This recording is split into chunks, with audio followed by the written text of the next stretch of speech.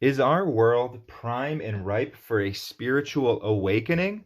Or are we just so far removed from that and so focused on the material aspects of the world that it's going to be 1,000 years before we eventually have a spiritual awakening here? I really could go either way on my view of what's happening here on the planet. Um, it's just impossible for me to say at my level of understanding on if a spiritual awakening is going to occur within the next, I don't know, 20, 25 years, my lifetime, essentially. I know the New Age has been saying this. They keep having these dates where they say, oh, this is going to be the date that the gates are going to open. I remember it was 2012 and everybody was waiting for 2012. And 2012 came and went and nothing changed. Maybe small, minor things, and people had various, that's what I mean. Maybe in small pockets. There's, you look at your spiritual communities on YouTube, and whenever there's a spiritual video, there's a lot of views and that sort of stuff. I mean, maybe not Urantia book, because it's not really in the mainstream yet, but there is a lot of people trying to understand spirituality and shifting, but on the other hand, it's not mainstream whatsoever. We're looking at page 385 today. This is under the local universe Sons of God, which are actually the lesser Christs, okay? Because our Jesus of Nazareth, his personality is known as Michael of Nebadon. And this being creates with his cohort, the universal mother spirit, many of these lesser Christs, Melchizedek, Veronica, these are their sons, okay? Our Son of God creates other sons. And we're looking at this group of beings, they're Melchizedeks, because they are working to foster a spiritual awakening on this planet, even if it's not in an incarnation form like our Melchizedek Melchizedek. I believe it was 4,000 years ago. But I think just knowing that we have all of these personalities really working tirelessly every day to help us upstep and change our world and change our lives individually, because we're always dealing with both the individual and the collective here, is very, very important to know and helpful. So let's learn more about how these beings are helping us. The Melchizedeks are the first order of divine sons to approach sufficiently near the lower creature life to be able to function directly in the ministry of mortal uplift, to serve the evolutionary races without the necessity of incarnation. So they don't need to incarnate in order to help. They're working here spiritually.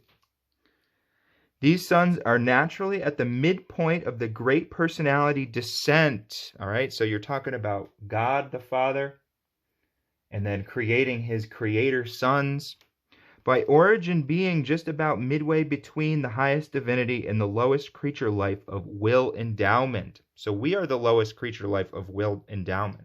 Below us, the animals are just functioning on a more, they have minds and feelings and things like that, but they're more, just functioning on that instinctual level.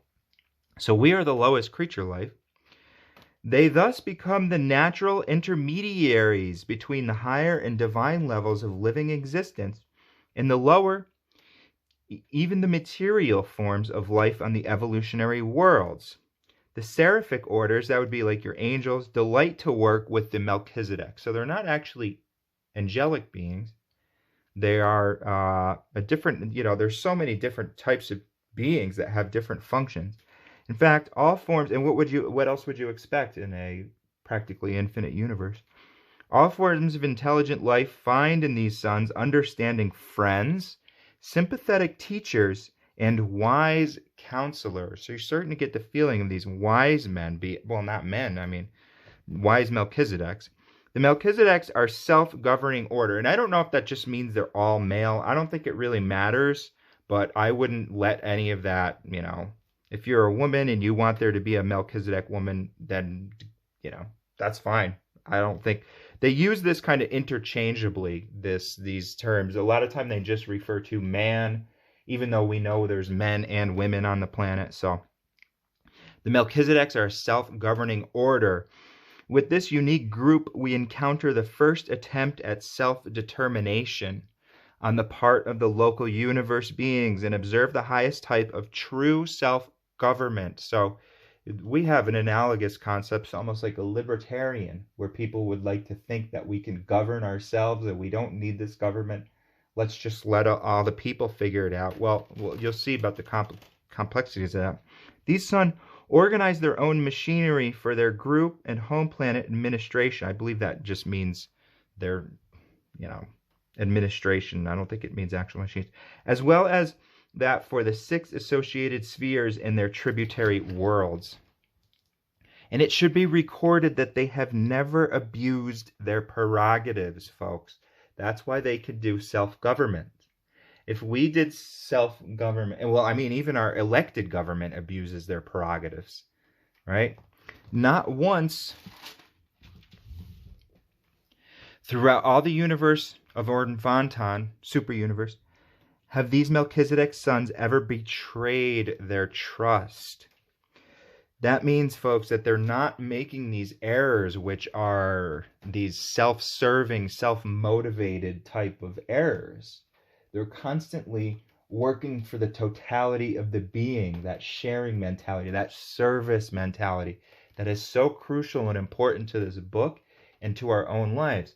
They say you can best be served by serving others. But what that means, folks, is that you don't necessarily need to go out and start a soup kitchen, but more along the lines of, as you master yourself, you master the world around you. You change yourself, you change the world around you. And you will know better what you need to do. Maybe starting a soup kitchen isn't what you need to do, but when you attain your own higher level of spirituality, if you haven't already, then you will understand what is the best service that you can do for the universe. It's not just go jump out there and just give all your money to the first homeless person you see. That might not be the best thing. But when you raise yourself to the level, you will know. Ever betrayed their trust? They are the hope of every universe group which aspires to self-government. They are the pattern and the teachers of self-government to all spheres of Nevadon. All orders of intelligent beings, superiors from above and subordinates below, are wholehearted in their praise of the government of Melchizedek. See, even above. So they really understand like this unity amongst each other, and they have this common goal. Like a team where the coach is also on the team. Melchizedek order of sonship occupies the position and assumes the responsibility of the eldest son in a large family. So you think of they're like our brother, our wise older brother and or sister. Most of their work is regular and somewhat routine. Much of it is voluntary and altogether self-imposed. A majority of the special assemblies which from time to time convene on Solvington and are called on motion of the Melchizedeks.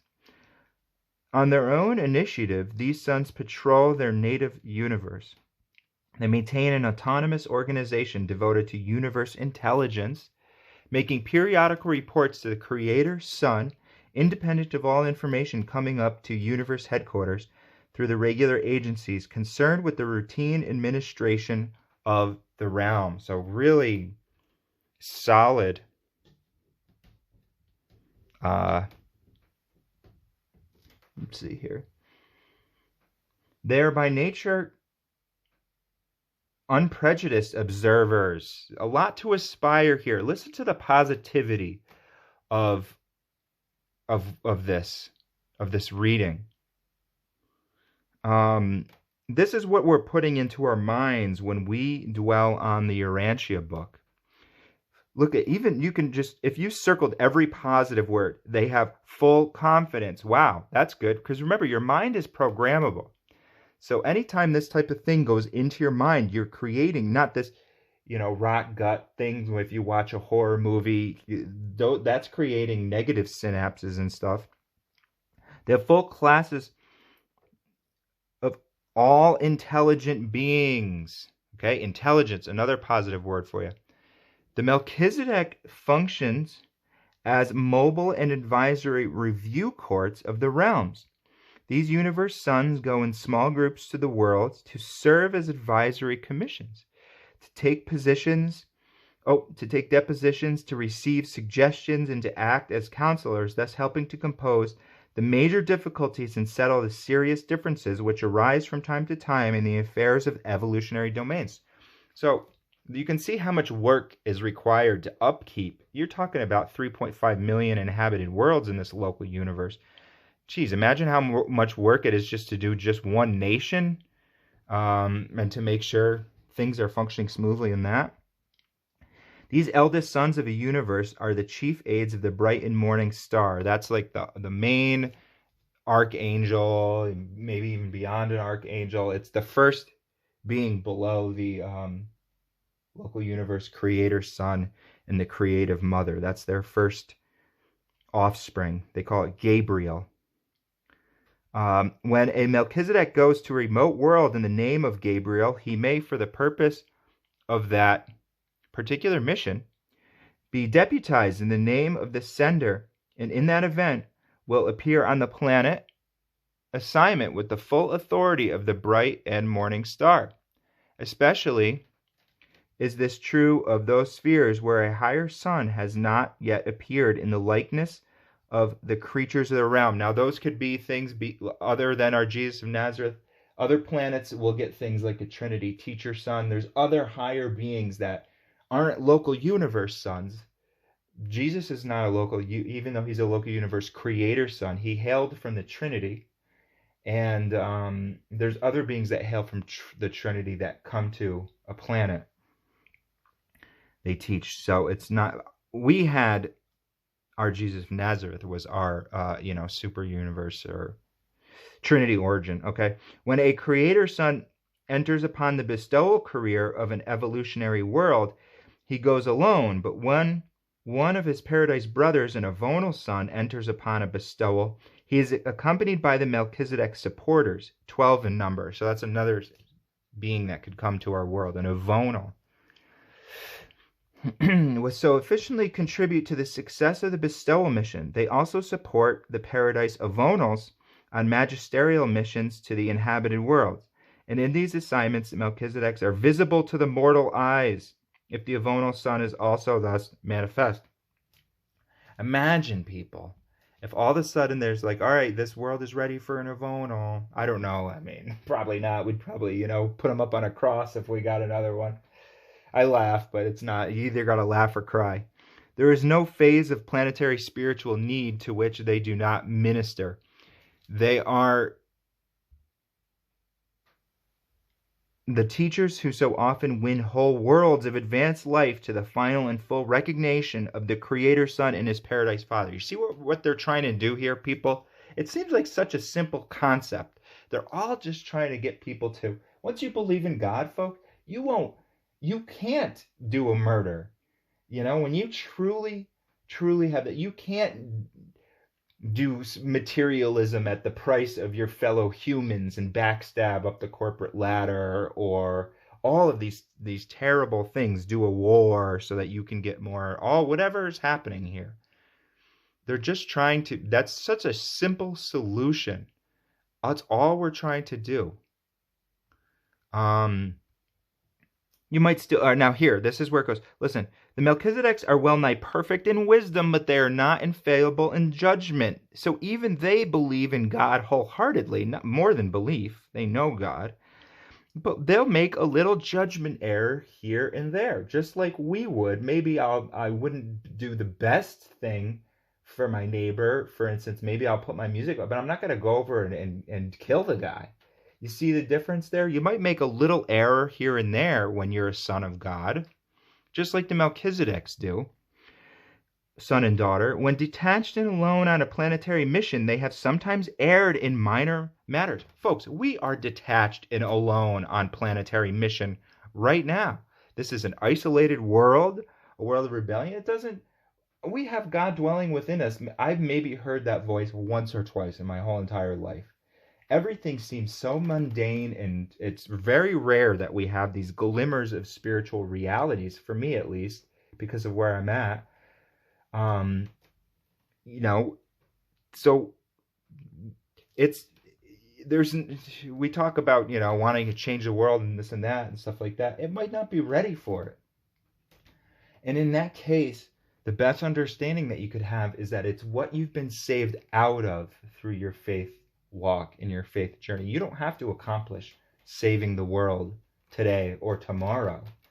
You're on your victory lap, essentially. For a planet such as ours, just simply having that wholehearted belief in God and mind on your spirituality, that's victory here, people. What you attain after that is just your victory lap. So don't beat yourself up if you're not at this level where you think you could be doing more or whatever. But not to say don't try. Keep continuing to try your most to do self-mastery. But go easy on yourself. Look at, because even the Melchizedeks are erring here, which their supervisors did not subsequently approve.